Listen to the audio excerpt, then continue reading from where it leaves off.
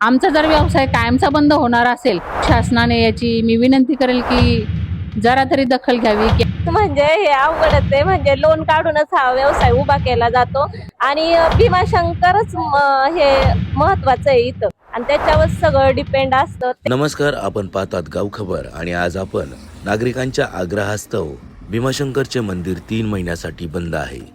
तेव्हा गोडेगावची आर्थिकदृष्ट्या झालेली हानी, भीमाशंकर बंद असल्याची ही 3 महिन्याची हानी भरून निघेल. पण घोडेगावचा बायपास घोडेगावच्या बाहेरून कायमचा जाईल, तेव्हा घोडेगावची काय अवस्था झालेली असेल, आर्थिकदृष्ट्या होणारी हानी या व्हिडिओच्या माध्यमातून दाखवणार आहोत. तर आज आपण आलेलो आहोत अमित प्युअर व्हेज हॉटेल, जे की गोडेगाव परिसरामध्ये सर्वात मोठं हॉटेल मानलं जातं. तर त्या संदर्भात बोलण्यासाठी ज्योतिताई घोडेकर या आहेत, या हॉटेलच्या सर्व मालक आहेत. तर त्यांना आपण विचारणार आहोत. नमस्कार. नमस्ते. आता भीमाशंकर रोड, हं. मनसर भीमाशंकर रोड वरती आपलं अमित हॉटेल आहे. बरोबर. 3 महिने भीमाशंकर बंद असल्यामुळे हॉटेलला काय प्रमाणात फटका बसलेला आहे? खरं सांगायचं तर हा पहिल्यांदाच हा जो शासनाने नियम काढलेला आहे मंदिराच्या कामासाठी, हा पहिल्यांदाच आम्हाला 25 वर्षात हा अनुभव आलेला आहे. आणि आमचा गेले 25 वर्षापासून अमित गेस्ट हाऊस या नावाने आमचं हॉटेल व्यवसाय आणि गेस्ट हाऊस या ठिकाणी आहे. परंतु हे मंदिर बंद असल्यामुळे या ठिकाणी बाहेरच्या राज्यातले सर्व पर्यटक या ठिकाणी महाराष्ट्रात येत असतात आणि 12 ज्योतिर्लिंगापैकी एक असलेलं आपलं भीमाशंकर मंदिर आहे. तर आवर्जून इथे दर्शनासाठी भाविक या ठिकाणी येत असतात. तर आम्हाला हे मंदिर बंद झाल्यामुळे जवळजवळ 70 ते 80% या ठिकाणी आमच्या व्यवसायावर परिणाम झालेला आहे. आता जर ही 3 महिन्यासाठीची परिस्थिती आहे, कारण रिनोव्हेशनचं काम चालू आहे. पण यानंतर आपला जो घोडेगावातून जाणारा मेन हायवे आहे मनसर भीमाशंकरला, तो घोडेगावातून न जाता तो बायपासने जाणार आहे. तर त्यावेळेस मग काय परिस्थिती होईल? आता हे मंदिर बंद असल्यामुळे आम्हाला असं जाणवतंय की हा जर रस्ता बायपास बाहेरून गेला तर आत्ता जसा परिणाम जाणवतोय व्यवसायावर, तसाच परिणाम त्यावेळेला सुद्धा होणार आहे. परंतु शासनाने याची मी विनंती करेल की जरा तरी दखल घ्यावी की आत्ता जो रस्ता आमचा आहे या ठिकाणी जुना, तो थोडासा दोन्ही साईडनी वाढवण्याचा प्रयत्न या ठिकाणी करावा. त्यासाठी त्यांनी आम्हाला सांगितलेलं आहे की त्यासाठी पण सरकारने निधी टाकलेला आहे. परंतु मंदिर जर बंद आहे तर रस्त्याचं काम सुद्धा त्यांनी आता वेळेत करून घ्यावं अशी मी शासनाला विनंती करेल. या तालुक्याचे भाग्यविधाते आमदार दिलीपराव वळसे पाटील साहेब यांच्यापर्यंत आपण विषय मांडणार आहात का? यांच्यापर्यंत विषय मांडण्यात आहात का, हा तुमच्या प्रश्नाच्या आधी आम्ही त्यांच्यापर्यंत हा विषय मांडलेला आहे. शिवाय केंद्र शासनाची ही जी स्कीम आहे बाहेरून रस्ता नेण्याची, आदरणीय गडकरी साहेब त्या याच्यावरती मंत्री आहेत.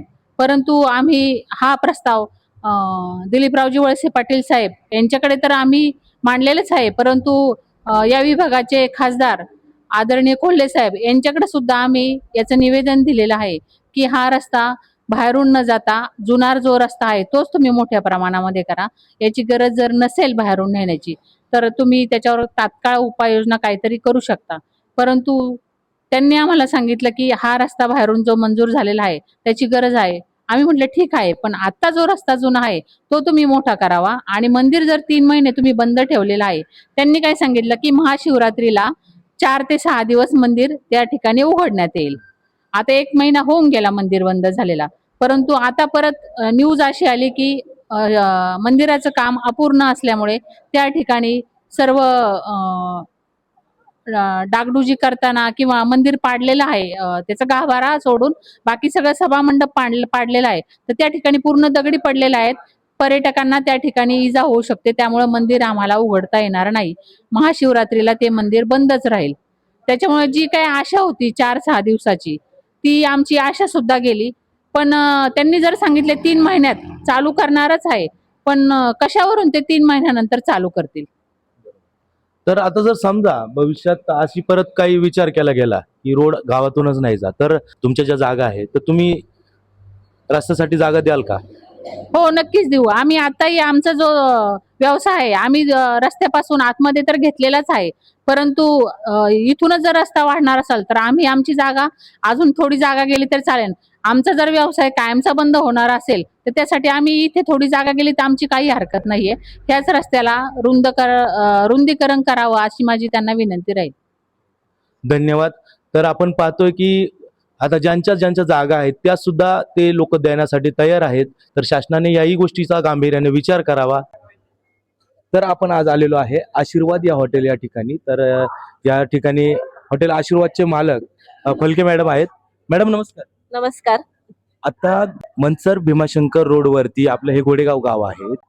भीमाशंकर 3 महिन्यासाठी बंद आहे रिनोव्हेशनसाठी. त्यावेळेस घोडेगावची परिस्थिती म्हणजे हॉटेल व्यावसायिकांची परिस्थिती काय आहे?